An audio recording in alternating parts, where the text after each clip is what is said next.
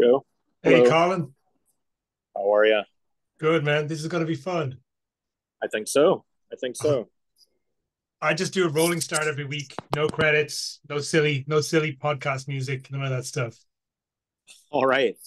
I don't know if you want to wait a second. I ordered a beer. If you don't mind the guy walking up behind me to bring it to me during the Absolutely show, not. That's just I'm fine with more it. authentic. Yeah, Bring that, yeah. bring that man his beer. What is your what's your cap say? Oh, I think it's the company that makes it. It's like Laser Wolf something or other, LWA. But Awesome. the front of it is a little skull guy. I don't know why my background is blurring. It's not anything I did on purpose. It's just choosing to do it for me. Are you on a MacBook? Let's see. Maybe I can turn that off. Portrait mode on your MacBook. No, I'm on an iPad. I don't know if that makes a Okay. difference. Let's see. It's never. Well, I can't say it's never done that before. I don't usually do video. Let's see. Touch up my appearance. No. Uh,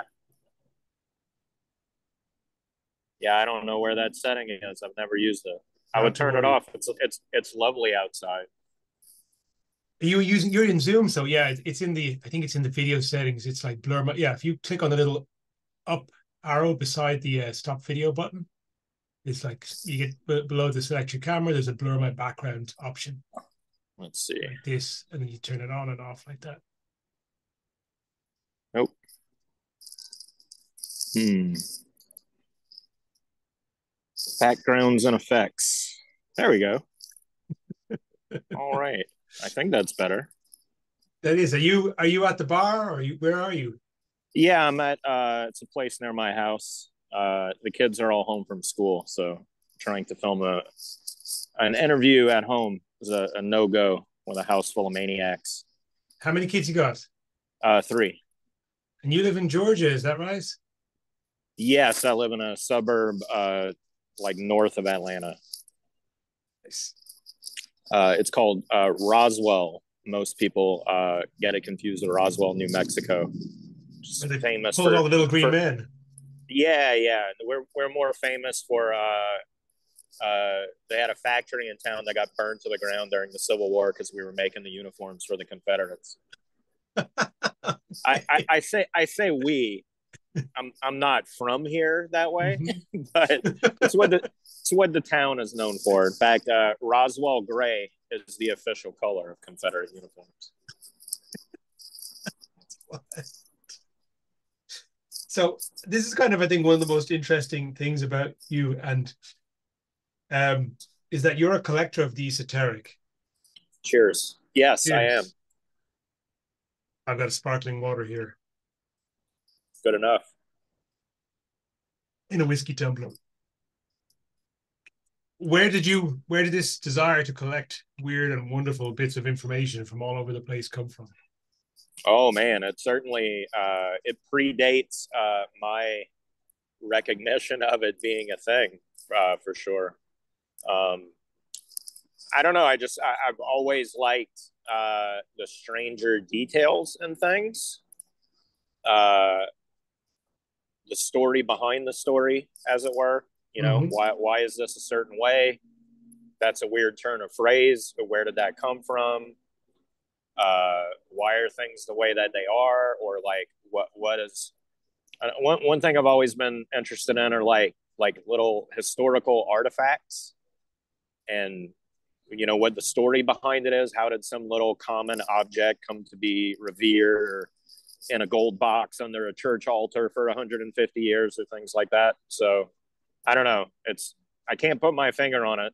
Um, I did go to Catholic school when I was younger, so that idea of like weird little valuable treasures and knickknacks is kind of part of that. But I wouldn't attribute it wholly to that because like I only went there till like third grade or something. Um, but history and not like big swooping history in as like a school subject matter, just like the little stories that stack up behind events and you know, as you say, the esoterica, the forgotten things, or I don't know, I don't even know what you would call it, but I'm like a hoarder for that kind of information. Yeah, I mean, you do a bunch of different stuff that is like makes you unique in our space. I think you always have very unusual images attached to your posts that are great Yes. attention grabbers. Where, and I mean, I don't know where the hell you put them all out from, but you always find really weird stuff that I haven't seen elsewhere. I always tell people that I am a member of a secret paid meme group for smart people. Is that true? Yes, it is. Okay. Because that just sounds like the kind of myth making stuff that you tend to do anyway. Yeah, it's one of those things where it sounds fake, but it also happens to be true. It's just like it's basically a bigger website that shut down because they were so popular they couldn't afford their hosting. Mm-hmm. So they invited a lot of the original members of that to a private version of it. So it's basically we like pay for the hosting, and it's just an image sharing site that you can't even look at it unless you're a member, and you can't be a member unless you pay, and there's no buy button unless you know the owner. So you've got an endless supply of fresh memes that can't be gotten anywhere. Yeah, I mean that's the primary. I'm sure they're just they're getting them from somewhere, so I'm sure they're just looking at Tumblrs and Reddits and all the places where the usual weird images show up, but they act as a good filter for sure. It's like a shorthand for my own taste and the stuff I would save. So I end up saving like maybe 1 out of 100 images instead of out of 1,000. Mm-hmm. How long have you been doing this stuff for? Like which stuff specifically? This whole like being a guru, you know. So let's see. I was a copywriter from like an in-house copywriter for a company called StomperNet from mm-hmm. like 2000. I want to say 2008 to 2009, maybe. But like most of those 2 years. So not just 1 year, but like early 2008 to late 2009. And then I went freelance, and I did that specifically with a goal of kind of becoming a quote unquote guru, because the guys I worked for at StomperNet were Brad Fallon, who I don't know what he's up to these days, and Andy Jenkins, who passed away a couple of years ago. Mm-hmm. The idea was I was writing at least a draft of all the copy that was attributed to them that was selling all the stuff we sold. So my thought was, like, I don't want to write copy as a job for more people like Brad and Andy. I'm already writing the copy that people think Brad and Andy are writing. So I want to be that guy. What do those guys have that I don't have that allows them to be given the authority to speak on these subjects about internet marketing and whatnot? So my freelance career specifically had the goal of how can I use copywriting to position myself as a person that people will be influenced by, so I could sell my own stuff, make my own courses, recommend things to people, and not do it as a service endlessly. So I would say like probably I hit that around 2013 maybe. So it took a few years to set it up, but it was always the goal. And you got that goal so clear in your mind just from your experience of working with those guys and seeing where the leverage came from? Yes, it's 100% like I think the way I learned copy was particularly effective for what I wanted to do, because it was very much a cult of personality. It was very much based on the influence those guys had over their audience, and then being connected to other figures in the market that like validated their story. So at that particular time, you could be a nobody and come out of nowhere if like the right 5 guys acted like they knew you and said you were cool. So just like the understanding of it being an outgrowth of influence and not so much about the contents of the message itself, I think has been like a big differentiator in the work that I've done versus I'll write a sales letter about whatever for whoever.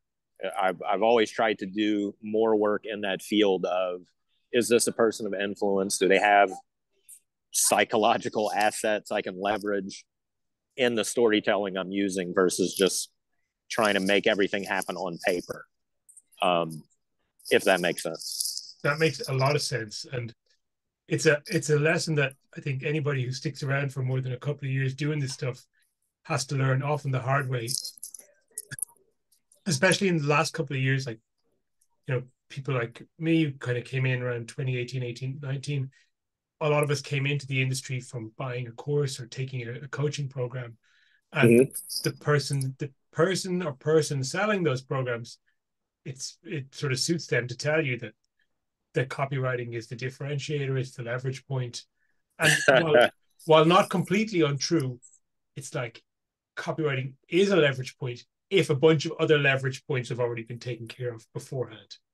Yeah, the way I think of it is the messenger is so much more important than the message, to the point where if the messenger is properly positioned in front of the proper audience, it really doesn't matter what they say, because that's not why people are listening or why they're going to obey what they're being asked to do.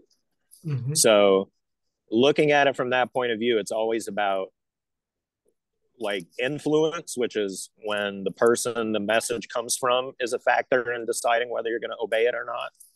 And then authority being the permission that audience gives you to speak on a given topic without resistance or skepticism. Usually that's because they believe you have some kind of experience that they don't have that makes you knowledgeable on that particular topic. Mm-hmm.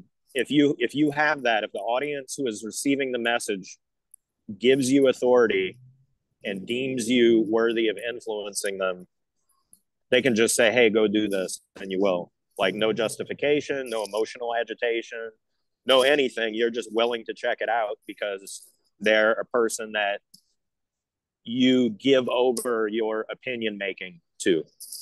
And there's lots you can do to make that happen on purpose with an audience over time. But that's generally what the idea is I want to make it so that you feel so in tune with me that if I give you an opinion on something you don't know anything about, you're inclined to accept my opinion just like it's your own, because that's how much you feel like we're in sync with what we see and what we think and how we react to things. Nice. That is a very good description of how authority kind of works. It's like, yes. you see, I can think of a couple of...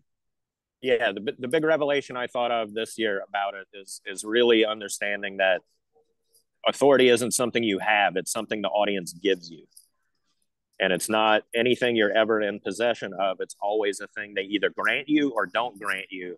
And there are things you can show them that will make them want to give it to you, but it's not ever anything you possess. So a big list of all your credentials is not really going to impact an audience that doesn't understand what those things are. So it's not, you aren't ever given authority and then you have it forever. It's always a matter of showing the audience that they should give it to you. How does that tie into an offer? Because the last couple of years, with the kind of things that have become popular, this idea of the offer being the top thing is become very prevalent. But then the top guy talking about offers is himself mostly listened to because he's a person of influence. Yes. So the thing with an offer, what an offer is a promise that if an exchange happens, a certain other thing will happen. So if you do X for me, I will do Y for you, and you will like it because Z. General offer structure, right? But essentially that's a promise being made. And it's hard for people to believe a promise they can't source. So a piece of paper can't make a promise to you. That's why your money doesn't just have a dollar amount on it. It has the name of the government who is issuing that currency. That's who is making the promise. That's why it has value. Otherwise, it's just a piece of paper with a number on it. So having that identity behind the promise that this is worth this much, if you do this, I will do that. that has a huge amount to do with the effectiveness of an offer. That's not to say you can't ever have an offer that comes from no identifiable individual, but a lot of times companies can embody trust and a promise. If they've been around a long time, if you recognize them due to branding, if you've bought from them before. In fact, trust is a belief that you will keep your word again after you already had. So you can't technically trust someone unless you've taken a leap of faith on them and they've proven you true. So trust is something you can only convey to people, like a total stranger who's never bought from you before. It's always going to be faith. So how do you make them believe that you will keep your word if they have no experience with you? You can show them testimonials of people saying that you did. You can show them results showing that what you say has worked. But it's always about that promise. I'm promising you something. Do you believe that promise? And it's a lot easier and it's almost without thought if the person making that promise is influential to you and you see them as an authority.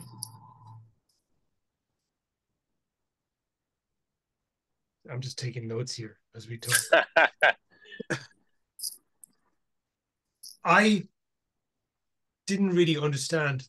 I knew something about influence, and I'd learned about things like cults and sort of manipulation and the nature of persuasion, but I didn't really understand that there was a kind of whole industry built around it until a certain point where I realized, oh, there's this marketing thing and there's this copywriting thing.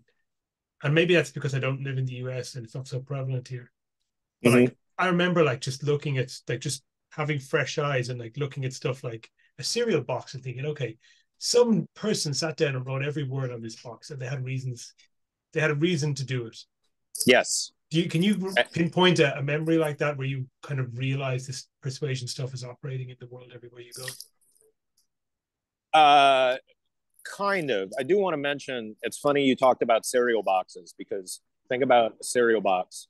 The ones for kids each have a different cartoon character. And if you've seen different commercials for them, they each have a different personality, even though one company maybe makes all the cereal. So a lot of times it's not even like I prefer this flavor. It's that I think that character is cooler.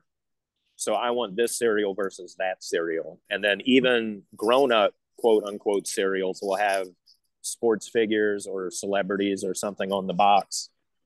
And that just goes to show that like influence is a factor even in a breakfast cereal, that they felt it was important to attach a personality to tell you these loops are the fruitiest you have ever tasted, because that promise needs to come from somewhere. Writing it on the box is not enough. But to go back to your question, it's similar to the esoteric stuff in that I've always been fascinated by what I've come to think of as trickery. And that includes clever wordplay. When I was a kid, I had this book called The Children's Almanac of Words at Play. And I believe it's by Willard R. Espy. And I was given that book as a gift by like a family friend. And it's one of those things where as a kid, I always loved getting a gift from someone that didn't really know me, but like was in the family kind of. So like they knew how old I was and that I was, you know, into books or whatever, for example. But it would never be something I would have asked for. And it's always like surprising and interesting. You know what I mean? So like they know me a little bit, but not a lot. So anyway, someone got me this book, and I credit that book with making me interested in language as a plaything. But it's just like that book taught you about like spoonerisms and puns and limericks and what a haiku is and why it's called that. And, you know, just a big book of interesting word tidbits. So I was already interested in collecting weird facts and esoterica. This built on that, but specifically about writing and language. And then as far as trickery goes, like magicians, comedians, which I consider telling jokes as a kind of trick. Yeah. Because when you get someone to laugh, you surprise them in some way. It's a trick. In the same way a magic trick will delight you. Like you were surprised because what you thought was happening was not what's happening. And then of course that extended into like like hoaxes or pranks. And then that led, of course, into con artistry and people who like trick people for a living.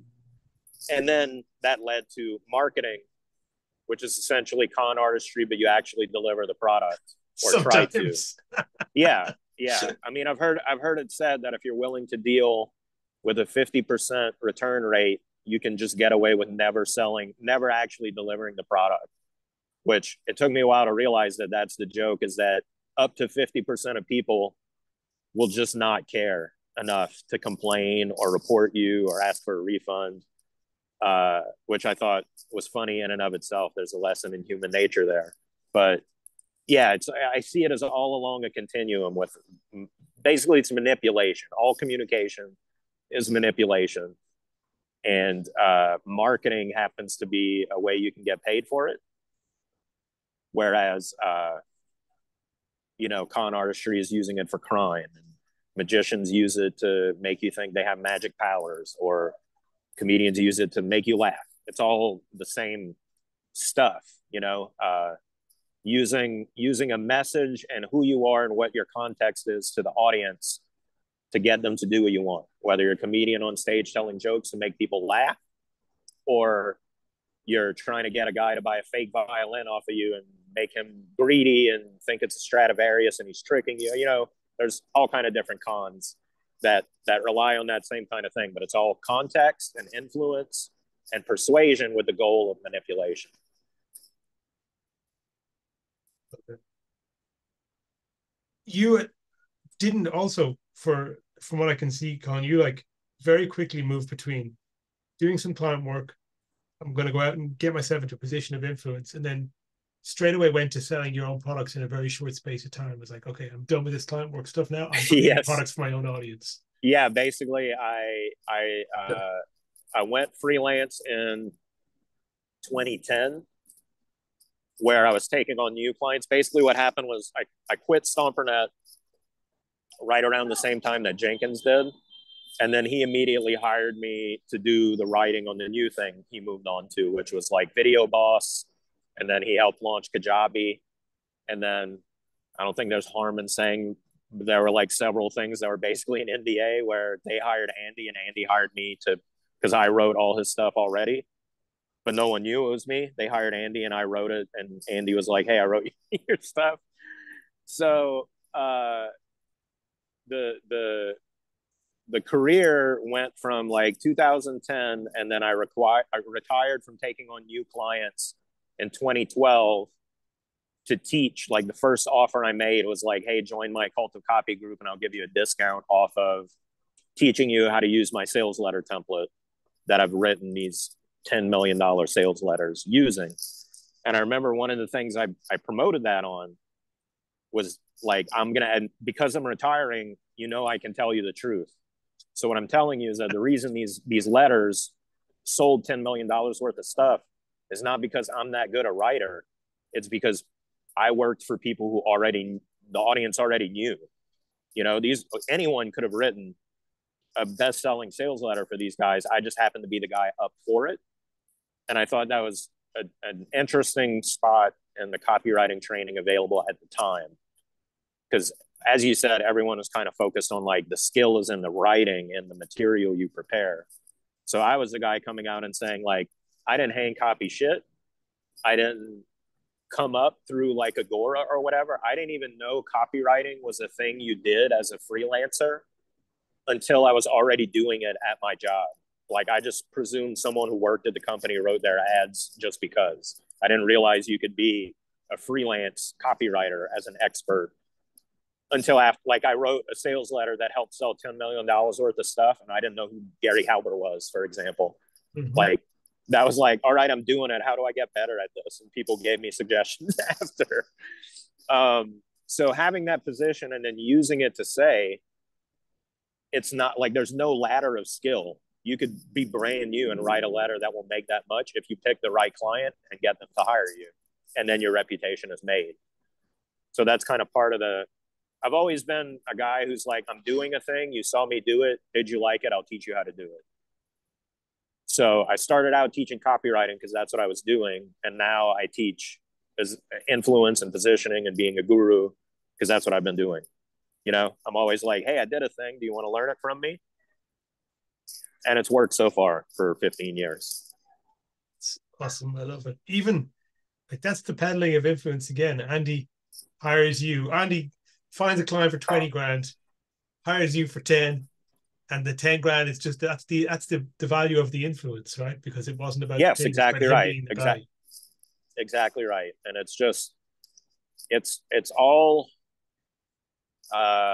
belief, basically. You know, what do you think is happening here? Where do you see what the value is? And people believing that I have the magic that will make it happen. Once they believe that, they don't even care how the sausage gets made if they think it's going to be delicious no matter what. You know, so a lot of times I tell coaching clients this very often. They talk about how like this coach can charge 15 grand for a client for a year's worth of stuff, and I'm struggling to get a guy to pay me like $200 to talk to me.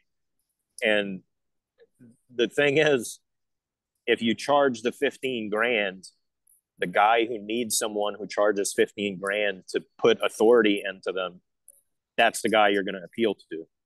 You know what I mean? The fact that he charges that much is what is making someone give him authority, because they think, well, for him to charge that much, he must know what he's talking about.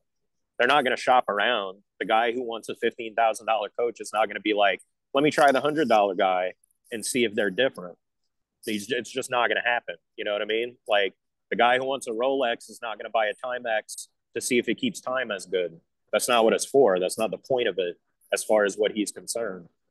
So the positioning and the influence level stuff is very true as far as like part of what sets the perception of potential quality is how much you're charging for it, especially for something vaporous like advice.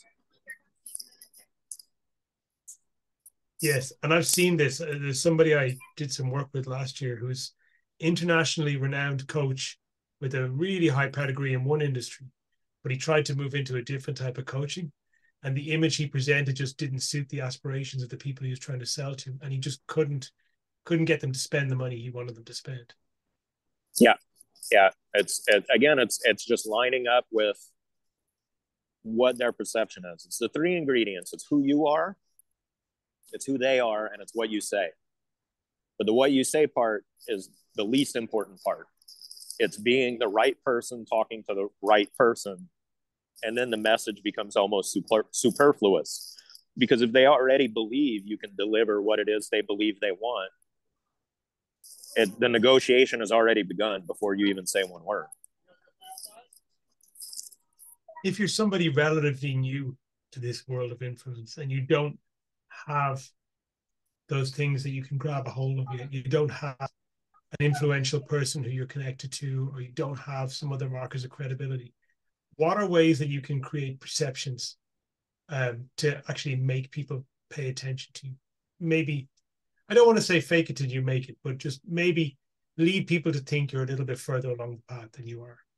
Yeah. So influence is very much something that happens through observation. And what I mean is, I could write a ton of things, and you might have to read a ton of things before you become influenced by me, before you decide this guy is smart enough that I'm going to adopt his own opinions as my own. But visually, you can make that happen a lot faster. And the shortcut to making it happen is showing that other people already are influenced by you. So the faster you can make that happen in a way that you can show it publicly, the better. So I deliberately chose projects when I went freelance for people who were recognizable to the audience I wanted to sell to. So I'm not going to do a project for a nobody. I want to do a project for a guy who's like, this is the follow-up to my previous hit that all these affiliates made a bunch of money off of, because I want to be known by that association. So who you're associated with, who you do work for is a big one. Obviously, everyone knows you like Like even on the corporate side, you're like, we've done work for these logos, and you have your little page that way.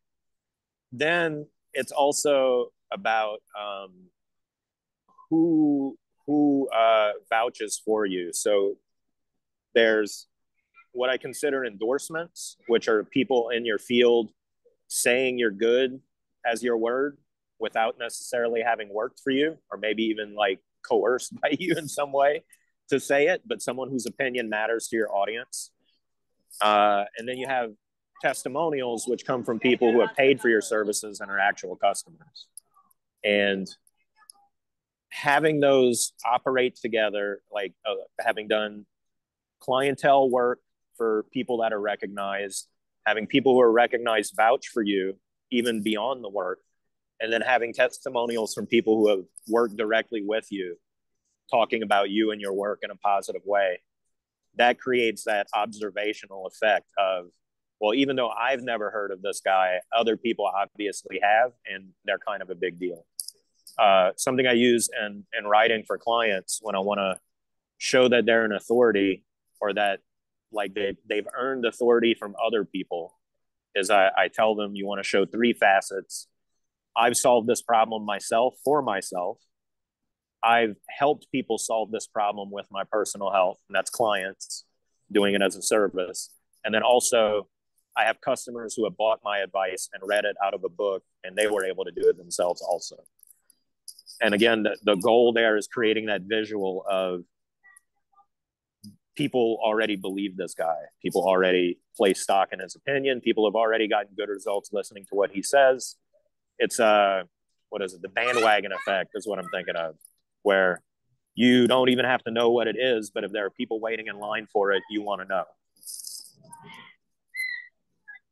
Interesting that one you said about there's the people you help directly, and then there's the people who maybe who read your stuff. And I'm always, that is like help them at a distance. It's almost as a pseudo religious quality to that, where you didn't actually have to be in the room, but they still got helped.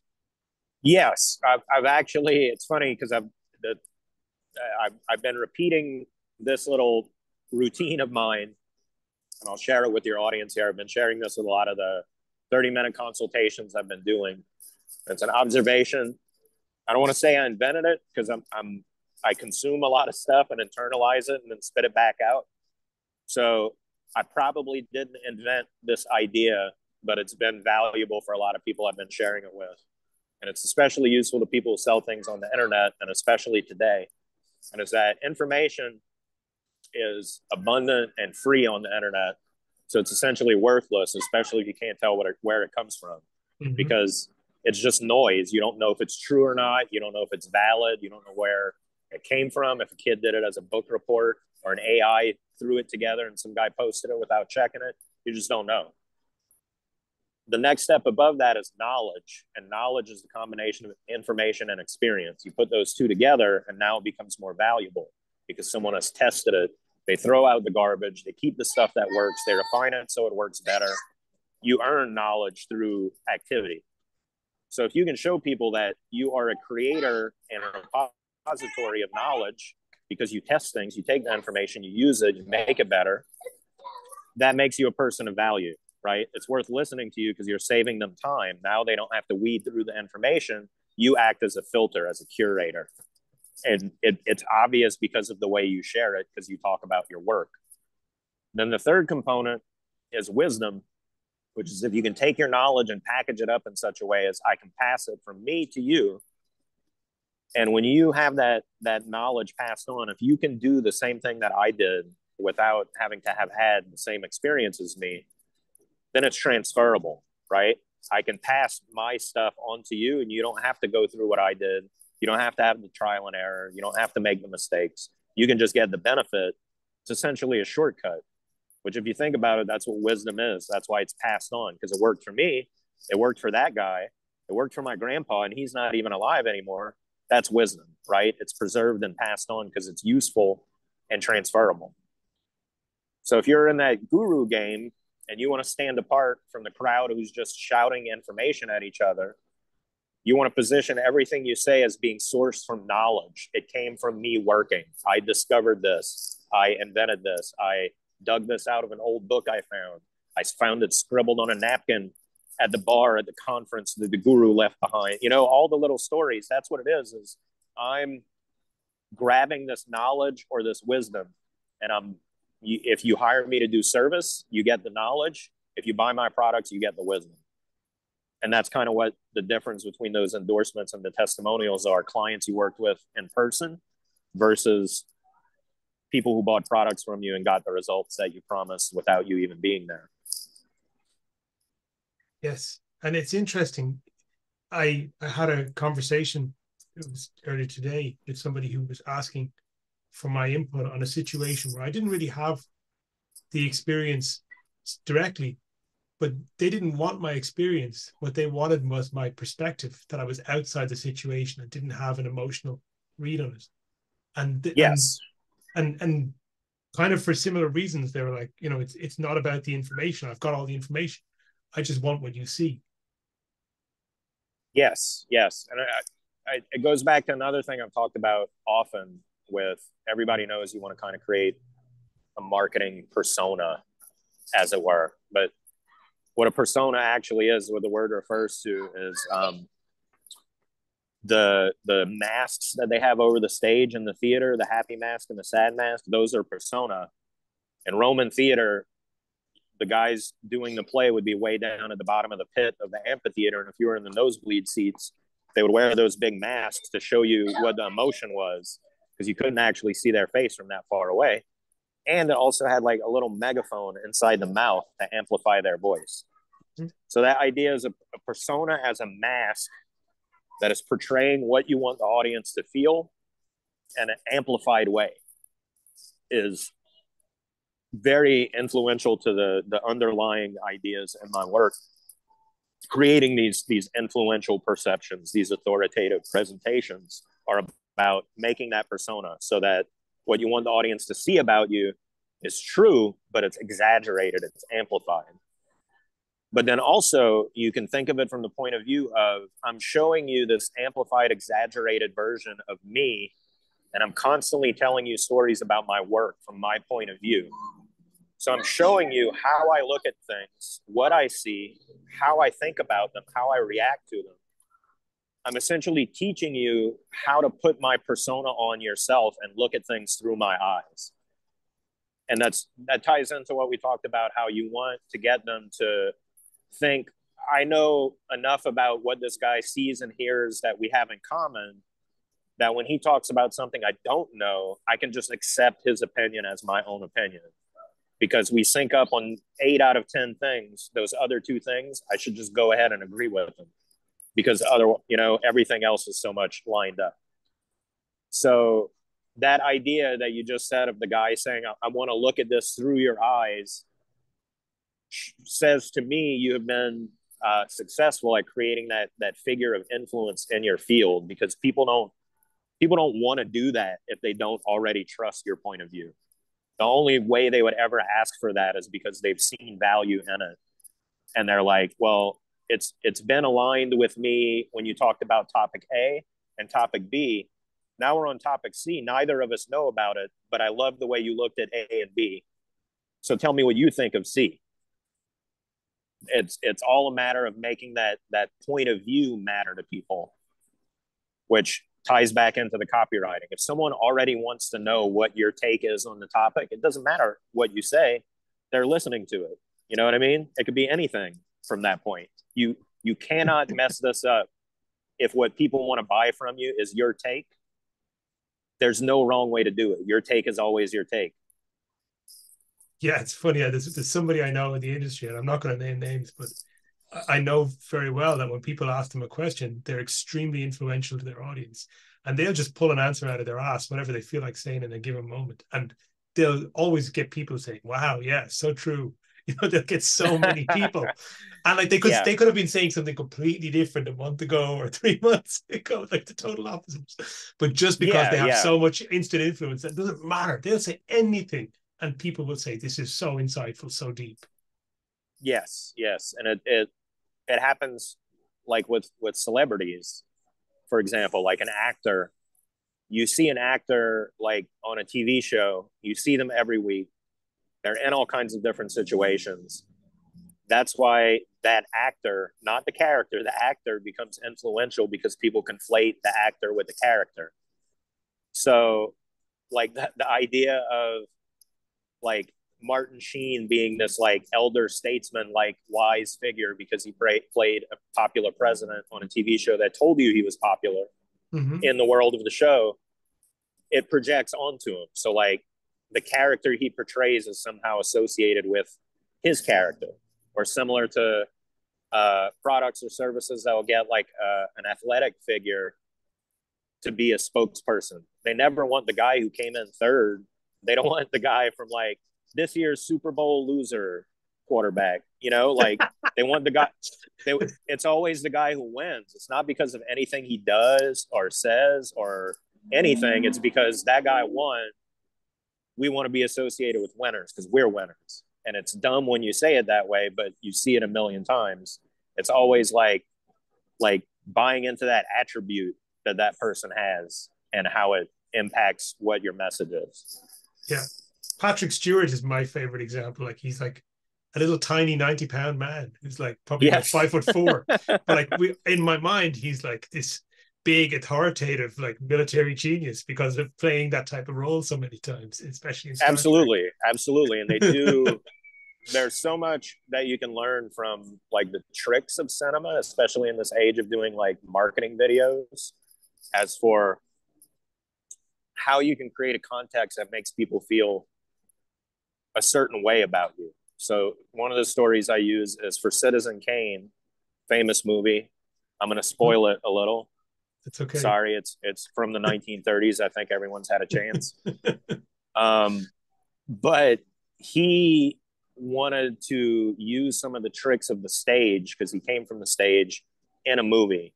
And when you're on the stage, you're towering above the audience. You're literally standing on a platform above their heads. They have to look up at you. So that positioning is very easy to set up a character for authority because you walk them to the front of the stage and they're towering over you and they're looking over your heads. So you're literally almost like a child looking up at an adult. And they wanted to do that in a scene in Citizen Kane, and they couldn't get the movie camera low enough. So he had them pull up the floorboards of the studio and dig a trench to put the cameraman in so he could get low enough to put the camera at a steep enough angle to show Kane as this towering figure. And then when they did it, they realized we're in a soundstage. There's no ceiling to this room. You can see the warehouse roof overhead with all the lights. So they had to build a fake ceiling for the set because they put the camera so low you could actually see it, which was another ridiculous expense as far as the studio was concerned. We never build the ceilings because they're never in the shot. All that to say, even when you're making things at home, you can do certain things to make your audience feel a certain way in a certain context. For example, sitting on a patio with the camera arranged so that you're sitting across the table from me while we have a beer together might be one way to do that sort of thing. But it's really just about like creating that context that you want. And like I was saying at the very beginning, the visual sets it up way better than anything you could say. That's a very powerful reminder. There's so much you can do with appearances of what's around you that speaks for you without you having to actually open your mouth. Yeah, one of the ones that I'll speak out against, it's hilarious because of where it came from, was the shot of the guy who's so important. He's got to talk to you in between meetings from the back of the car while his driver drives him around from one place to another, right? Like the important executive in the back of the limousine. Yes. That evolved into the internet marketer talking to you from his phone while he's driving, which kills people regularly. It's a huge bad idea. Never do it. But it's funny how like they picked up on the language of it, but it like you're missing the point of why it's cool. If you're so busy, you got to talk to me while you're driving in between errands during the day, is not the same effect as if you're in the back of the seat and someone's filming you on camera asking you questions. It's not carrying the same unspoken message about you, but they look at it and they're like, talking in the car. Got it. That's not the value of that appearance. One guy who got that absolutely bang on correct was Dan Locke. He would always have videos of him sitting in the back seat of his Rolls Royce. It was a selfie video, but he was always in the back seat. He was never driving. Yes, exactly right. Or like the one of the ones that, like, I think Jason Fladley was actually selling it as advice at the time when I started going to marketing events when I first went freelance. But, you know, you go to the conference and you talk to all the speakers and you ask them all the same question. And now you have this valuable article that's like, here's all these guys' takes on this one topic. And what I did is I would go, I don't even know if there are any videos of this anymore because it was under my old Colin Theriot site before I built the Cult of Copy.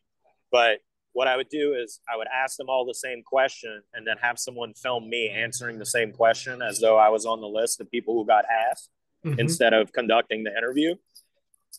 Again, pure positioning. Now I'm the guy answering the same question that all the people on stage are. Who's this guy? I don't know, but he was worth asking, even though it was my video. And I just had some random stranger hold my phone while I answered a question no one asked. But again, just a pure positioning trick of what can I show you that's going to make you think a certain thing without me having to say it.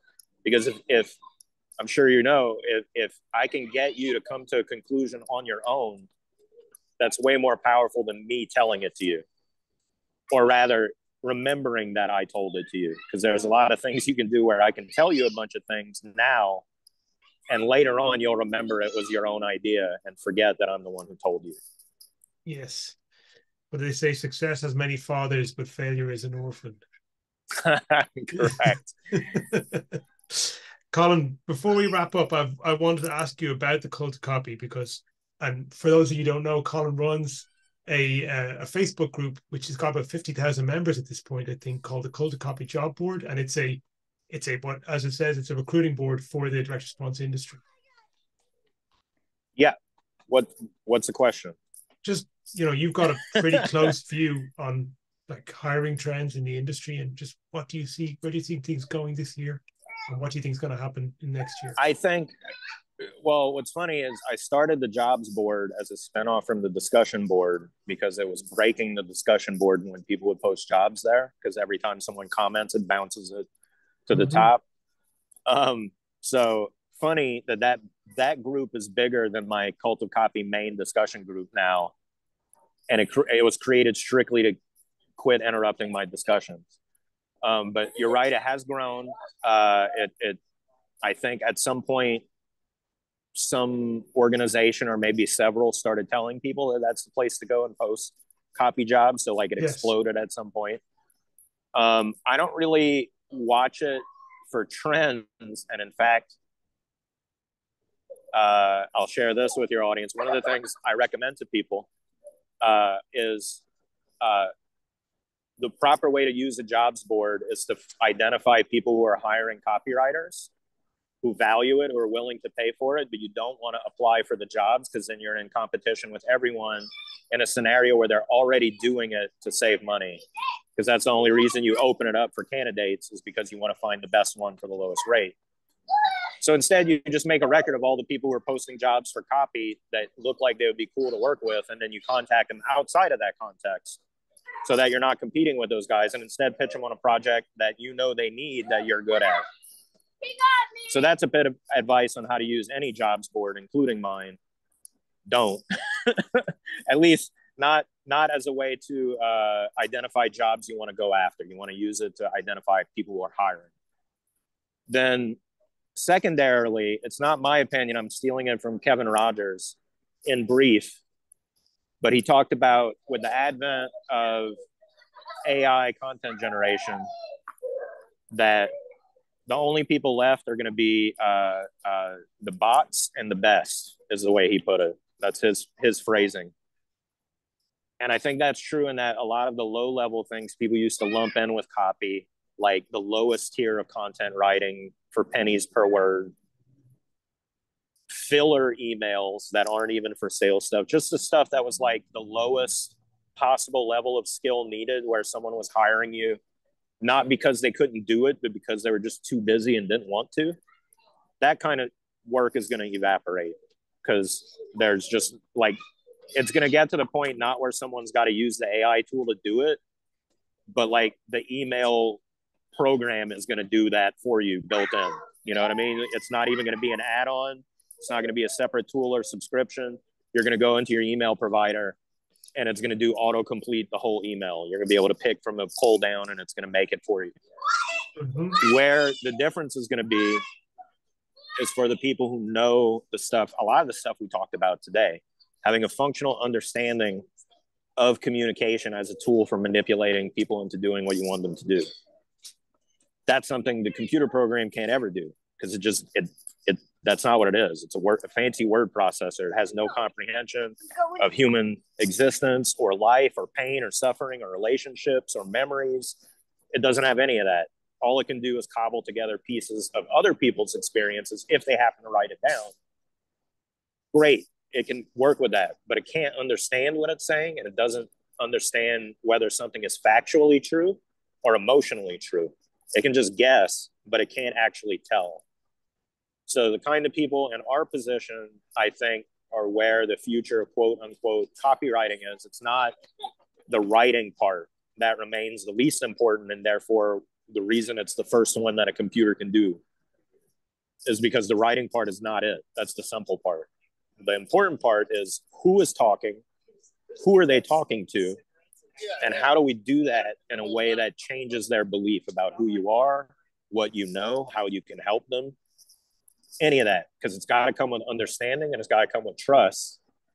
And the computer can't, by definition, do that. Even if it can write perfectly, it doesn't understand what that means, even if it can imitate it a little bit.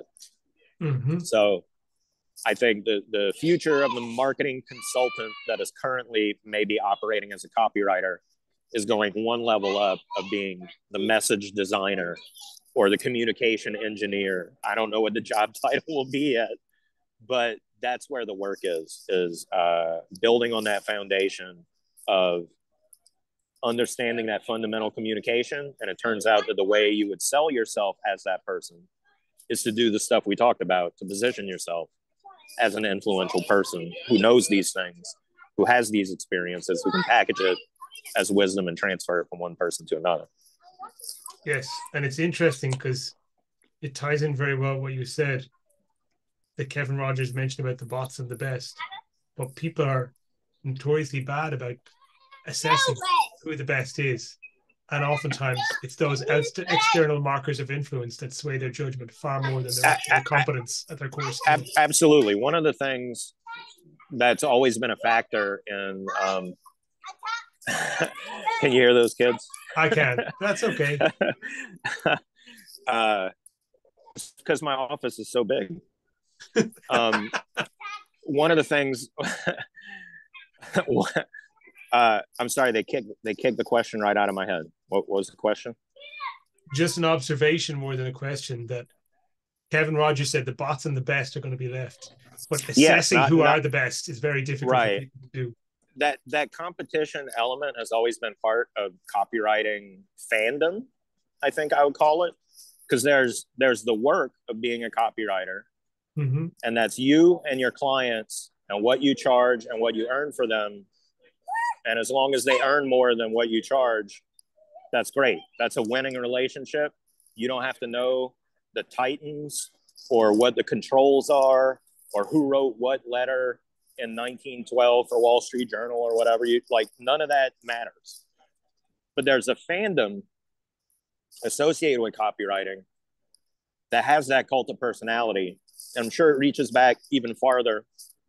But the guy who kind of is the founder of it, in my mind, at least in the field of copywriting, is your Gary Halbert and Dan Kennedy to an extent, where mm-hmm.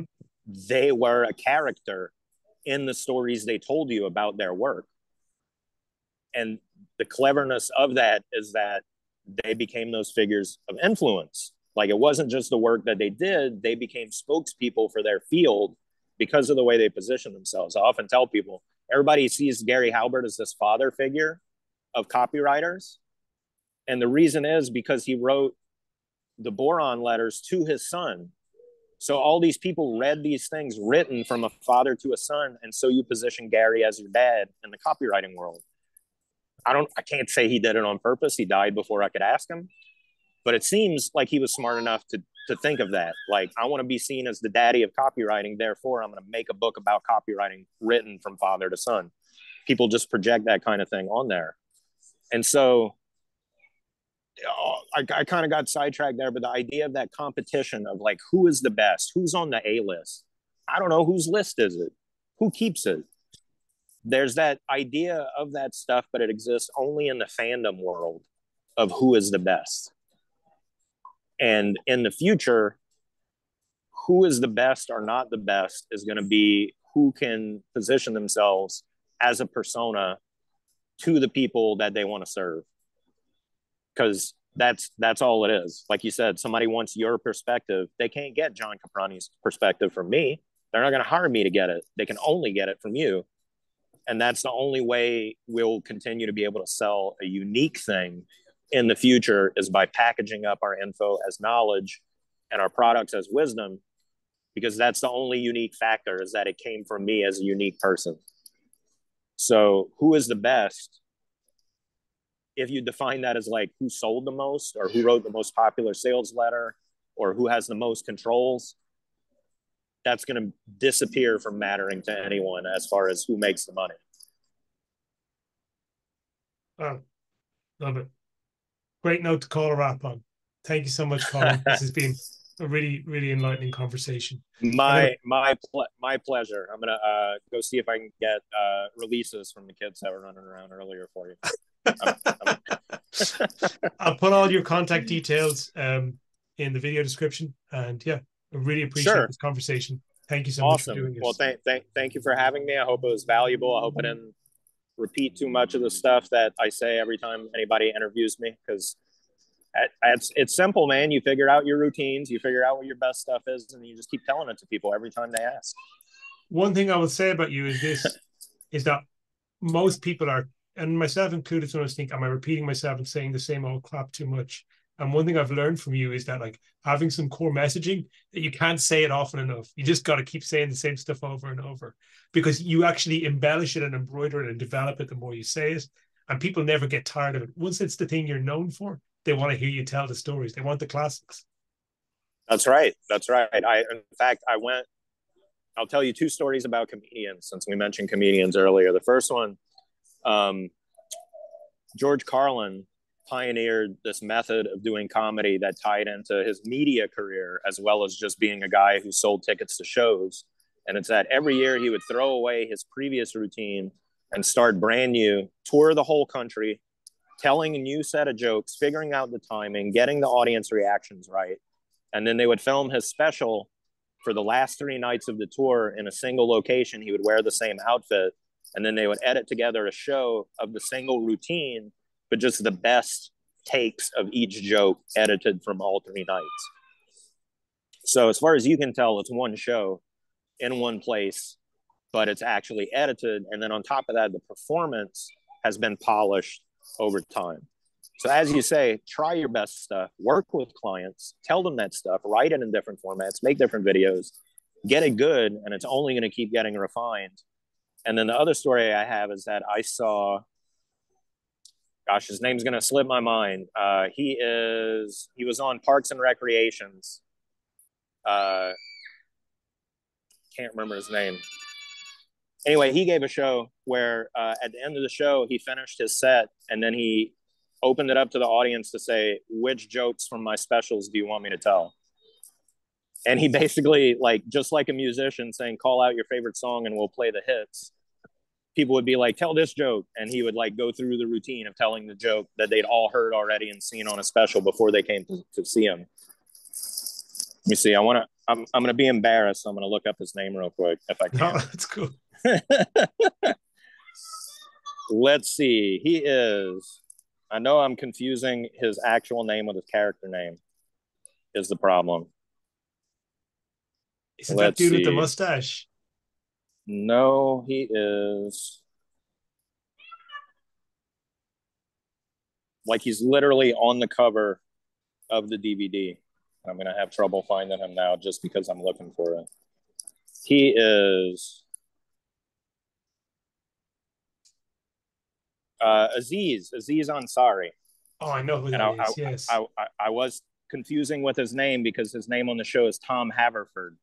And that's the joke, is that he does not look like he would be named Tom Haverford, but he picked a white sounding name for his career in government. And that's literally why I could not remember his real name, is because I'm like, it's Tom. He played Tom, but he doesn't look like he's Tom. He looks like he's Aziz. Anyway, that was his bit, which I always thought was funny for a comedian to do. Shout out what joke you want me to tell that you've heard me tell before. And the audience like ate it up. That was like the last 15 minutes of the showtime was him retelling jokes they'd already heard him tell, but it's different when he's right there with you. It's magical. So you're right. Repeat yourself often. Tell people your best stuff. And that's another one. Don't be afraid to give away your best stuff over and over again that way, because all it makes people think is like, I remember that now because I've heard it 10 times. He's told it to me 10 different ways. I wonder what else that guy has to say. Let me give him some money to talk to him on the phone. Damn, and that's my whole career. That's powerful, because you think about like when you talk to a friend over like about like a show you like or a favorite comedian, what do you bond over? Like the interesting stuff, like your favorite joke, and like telling each other punchline and laughing because you both come to it at the same moment. And it's the same thing with the influence and putting your message out there. If two people meet and they talk about quoting Python's, quoting Python's holy grail to each other is like a quick way to make friends with someone who is just as much of a nerd as you. And then from that point, you're influential to each other because you pointed out that common factor. So if you can put yourself in that position to be that person that two other people are talking about and you're not in the room, you're building a persona around yourself. That's right. That's right. Now you've brought it all the way back full circle to the religious connection that we started out with Catholic relics. I think it was Jesus that said, where if 3 or more of you are gathered in my name, I am there. So it's the same concept. That if you get people to talk about you when you're not there, it's just the same as if you're there as far as the influence. Okay, can't top that. Putting a line under it. Beautiful conversation. Thank you so much, Colin. Lovely, John. Thank you so much for having me.